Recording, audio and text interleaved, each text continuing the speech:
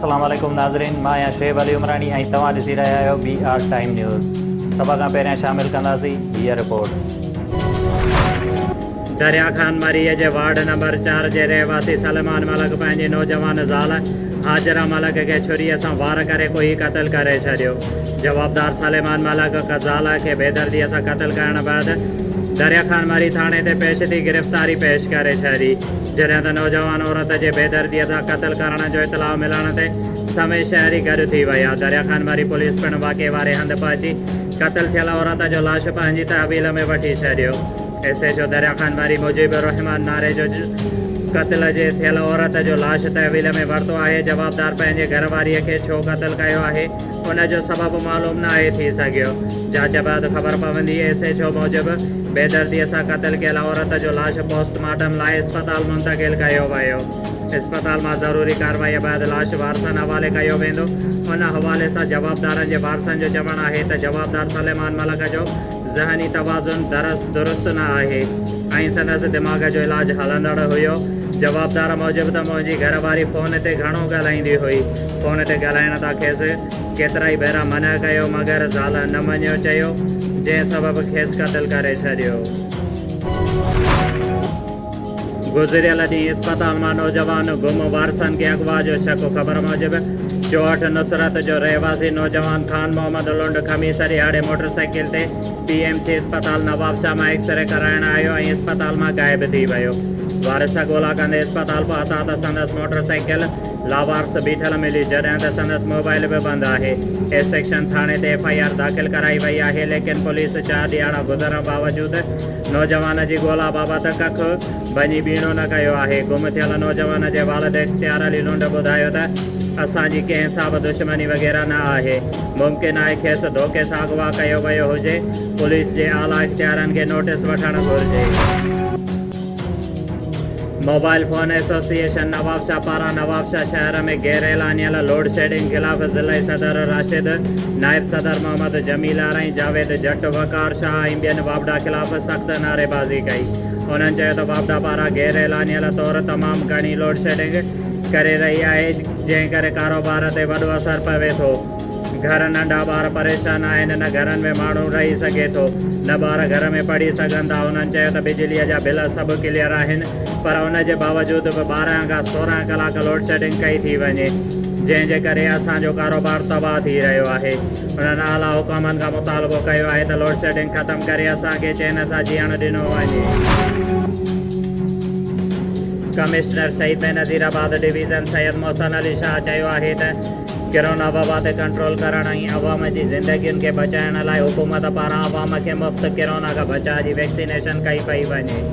उन लाइ अवाम खे अपील आहे त हिन मुफ़्त सहूलियत मां भरपूर फ़ाइदो हासिलु कनि, पाण ई पंहिंजे प्यारनि जी वैक्सीनेशन ज़रूरु कराइनि। अहिड़नि ख़्यालनि जो इज़हार हुन अॼु ज़िले शहीद बेनज़ीराबाद में जारी कोरोना वैक्सीनेशन जे अमल खे वधीक तेज़ करण लाइ कमिश्नर ऑफिस जे कमेटी रूम में थियल इजलास जी सदारत कंदे कयो। गिपचाणीअ जे ॻोठ होसो ख़ान गिपचाणीअ जे रहवासी ज़ख़्मी अब्दुल हईद गिपचाणी पंहिंजे अमर इमदाद ख़ातून ऐं ॿियनि घर भातियुनि सां गॾु नवाबशाह प्रेस क्लब ॿाहिरां एहतिजाजी मुज़ाहिरो कंदे चयो त 3 साल अॻु मुंहिंजे भाउ सलाउद्दीन गिपचाणी सफ़िया नाले छोकिरीअ सां पसंदि जो परणो कयो हुयो, जंहिं तां हुन जा माइट अलीशेर गिपचाणी, सोज़ल अकील, साईंदाद बरकत नाराज़ हुआ ऐं गुज़िरियल ॾींहुं असांजे घर में गिड़ी मूते ऐं मुंहिंजे घर भातियुनि ते कुहाड़ियुनि सां तशदुद करे ज़ख़्मी कयो। हुननि चयो त केस अदालत में हलंदड़ हो, जॾहिं त अदालत बि असांजे हक़ में फ़ैसिलो ॾिनो, जेको मज़कूरा जवाबदारनि न मञियो। हुन चयो त पुलिस वटि शिकायत खणी वियासीं, लेकिन पुलिस असांजी हिक बि न ॿुधी। हुन चयो त मज़कूरा जवाबदार ॾोहारी क़िस्म जा माण्हू आहिनि, जिन मां असांखे जान जो ख़तरो आहे। हुन DIG SSP शहीद बेनज़ीराबाद ऐं ॿियनि वसवारनि खां मुतालबो कयो त जवाबदारनि ख़िलाफ़ कार्रवाई करे असां सां इंसाफ़ कयो वञे। नवाबशाह शिया उलमा काउंसिल नवाबशाह पारां शहादत हज़रत इमाम मोहम्मद बाक़िर अलैहिस्सलाम जे सिलसिले में इमाम बारगाह यादगार करबला में मजलिस एज़ा मुनक़िद कई वई। मजलिस के मौलाना दिलदार हुसैन मदारी, जवार मोहम्मद हुसैन चांडियो, मौलाना मुश्ताक हुसैन मरी, आसिफ हुसैन अल हुसैनी, सैयद जफ़र शाह ऐं ॿियनि ख़िताब कयो ऐं दर्स सीरत मोहम्मद आलब मोहम्मद बयानु कयो। आख़िर में आज़ादारी कई वई। नवाबशाह जे इलाइक़े ताज कॉलोनीअ जे रहवासी रक्शो हलाईंदड़ मज़दूर साजन अली ख़ासकैली पंहिंजे ॿिनि मासूम नियाणियुनि सना ऐं सनम सां गॾु नवाबशाह प्रेस क्लब ॿाहिरां एहतिजाजी मुज़ाहिरो कंदे ताईंदे चयो आहे त असांजे इलाइक़े जी ट्रांसफार्मर मां सॼे इलाइक़े जूं कुंडियूं लॻल आहिनि जेके बिजली चोरी कनि था। जॾहिं त मां उन ट्रांसफार्मर मां बिजलीअ जी तार लॻाई त इमरान पठान ऐं ॿियनि नामालूम माण्हुनि मूं ते हमिलो करे मूंखे ज़ख़्मी कयो। हुन चयो त मुजाहिद ज़रदारी इमरान पठान ऐं ॿिया बिजली चोरी कनि था जॾहिं त मूं ग़रीब खे बिजली नथा आणणु ॾियनि जेको मूंसां ज़ुल्म आहे। हुन मुतालबो कयो त मूं ते तशद्दुद कंदड़ मज़कूरा माण्हुनि ख़िलाफ़ कार्रवाई करे मूंसां इंसाफ़ कयो वञे। जिस्कम चेयरमैन सनान खान कुरैशी ऐं मरकज़ी क़यादत समेत ॿियनि क़ौमी कारकुननि जी आज़ादीअ जे ख़ुशीअ में जिस्कम नवाबशाह पारां शोबान माटी इमदाद लिगारी साजन मुगैरी तारिक समो शकील लखमीर फरमान मला काशिफ लाको ऐं ॿियनि जी अॻुवाणीअ में सकरंड रोड खां हिकु रैली कढी वई जेका मुक़ररु रस्तनि खां थींदी नवाबशाह प्रेस क्लब पहुती जिते कारकुननि पारां दौल ऐं शरनाइनि ते रक़्स कयो वियो। उन मौक़े ते अॻुवाणनि चयो त असांखे अदालत मां इंसाफ़ जी उमेदु आहे ऐं अॼु जो ॾींहुं असां लाइ तमामु ख़ुशीअ जो ॾींहुं आहे जो असांजो महबूब चेयरमैन सनान खान कुरैशी समेत मरकज़ी क़यादत ऐं ॿिया क़ौमी कारकुन ज़मानतूं थियण खां पोइ आज़ादु थिया आहिनि। हुन चयो त असांखे अदालत मां इंसाफ़ जी उमेदु आहे जल्द ई ॿिया कारकुन आज़ादु थींदा। भेरिया रोड ऐं भर पासे जे इलाइक़नि में 1 महीने खां बिजली न हुअण सबबि इलाइक़े वासियुनि जो सख़्तु एहतिजाज। भेरिया रोड जे ॻोठनि ॻोठ फतह मोहम्मद पंजाबी ॻोठ लाल दीन आराई ॻोठ अलह जुड़ियो राजपर ॻोठ जात खान राजपर ॻोठ अलादाद ईसपाणी ऐं चाई मनूमल समेत 50 ॻोठनि जी बिजली न हुअण सबबि रहवासी गुलज़ार अली ईसपाणी अलादीनो सोलंगी ख़ालिद चौहान ऐं ॿियनि सख़्तु एहतिजाज कंदे चयो त असांजे ॻोठनि जी बिजली 1 महीने खां ग़ाइबु आहे जंहिं सबबि परेशानीअ वारी ज़िंदगी गुज़ारण ते मजबूर आहियूं जॾहिं त असांजा बिल पिणु क्लियर आहिनि पर हुन जे बावजूदि बि असां सां ज़ुल्म कयो थो वञे। मुज़ाहिरनि जो चवणु हुयो त बिजली न अचण सबबि सिपको जे बेध्यानीअ सबबि इलाइक़े जे बासरनि पारां सरकारी तारूं लाहे पिणु चोरी कयूं वयूं आहिनि जंहिं जे बारे में असां मक़ामी सिपको ऑफिस में पिणु कंप्लेन दाख़िल कराई आई पर तंहिं हूंदे बि को अमल न आहे थियो। एहतिजाज कंदड़नि चयो त असां ॻोठनि जी बिजली जल्द खां जल्द बहाल कई वञे न त ॿी सूरत में वापडा ऑफिस भेरिया ॾाढो धरणो हयो वेंदो। मोरो बाईपास क़ौमी शाहराह तारिक पंप भरसा ॻोठ कराची इस्ताफ जा रहवासी कोराई बिरादरीअ जे मर्दनि ऐं औरतुनि जो कलाम पाक खणी बासर ख़िलाफ़ धरणो हणी ट्रैफिक ब्लॉक करे छॾी जंहिं सबबि सिंध पंजाब ईंदड़ वेंदड़ समय गाॾियूं बीही रहियूं। मुज़ाहिरीन जी अॻुवाणी अली अकबर कोराई इस्माइल कोराई ऐं रज़ा कोराई करे रहिया हुया।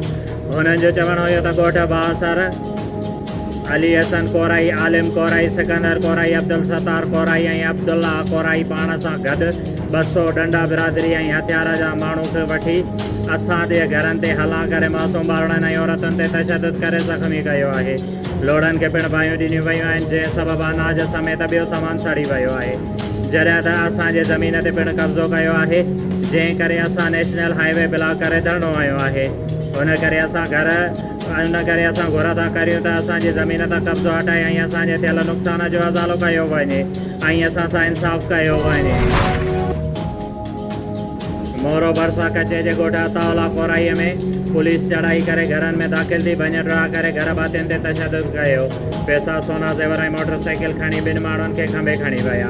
पुलिस जे अहिड़े ज़ुल्म ख़िलाफ़ ॻोठाणा नामानुल्ला कोराई अतावला कोराई मोहम्मद इब्राहिम कोराई मंज़ूर कोराई बशीर अहमद कोराई ऐं ॿियनि जी अॻुवाणीअ में एहतिजाजी मुज़ाहिरो कयो वियो जंहिं में मासूम ॿारड़नि हारियुनि पौरतुनि शिरकत कई जिते हुननि मीडिया सां ॻाल्हाईंदे चयो त 72 माण्हुनि जी चुर्च ते मोरो पुलिस कोराई पुलिस समेत मुख़्तलिफ़ थाणनि जी पुलिस कमदारीअ वारो किरदारु अदा करे रही आहे असां सां ज़ुल्म करे रही आहे। हुननि चयो त पुलिस जी वॾी नफ़री असांजे ॻोठ ते चढ़ाई करे चादर चारदीवारीअ जो तक़दुस पामाल करे मर्दनि औरतुनि मासूम ॿारड़नि ते तशद्दुद करे घर में पियल सोना ज़ेवर पैसो मोटरसाइकिल ऐं ॿियो सामान धाड़ेलनि वांगुरु फुल लुट करे 2 ग़रीब ॻोठाणनि खे खंभे खणी विया आहिनि।